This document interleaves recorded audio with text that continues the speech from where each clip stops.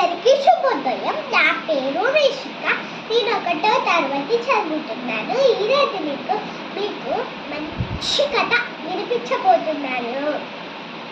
తిరుపతి వెళ్తున్నానని ఒక పనామె ఓనర్ అమ్మకి చెప్పింది. నువ్వు ఎలాగో తిరుపతికి వెళ్తున్నావు కదా అని ఓనర్ అమ్మ 100 రూపీస్ తీసుకొని పనామకి ఇచ్చింది. ఇవి దేవుడి దాకా చేరేలాగా చూడు అని. అప్పుడు పనామె వెంటనే చీర కొంగ కట్టేసుకుంది.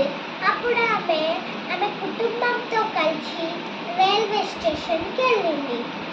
రైల్వే స్టేషన్కి వెళ్ళిన తర్వాత ఒక ముసలావిడ, అమ్మ ఆకలి అవుతుందమ్మా, 3 రోజుల నుంచి ఏం తినలేదు, నాకు డబ్బులు ఏమొద్దు కానీ అన్నం పెట్టించమ్మా అని అడిగిందంట.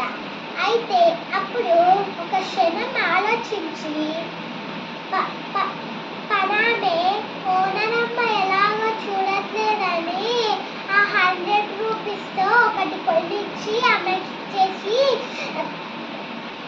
ట్రైన్ ఎక్కేసింది. అప్పుడు ఓనరమ్మ నిద్రపోతుంది.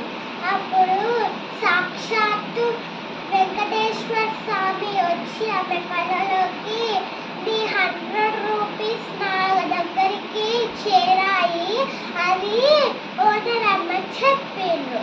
అయితే ఆమె వెంటనే లేచేసి, పనామె ఇంకా కూడా చేరలేదు కదా, అయినా ఎట్లొస్తుంది అని ఓనరమ్మ అనుకుంది. అప్పుడు వెంటనే ఫోన్ చేసేసింది పనామకి. అప్పుడు పనామె జరిగిందంతా చెప్పింది.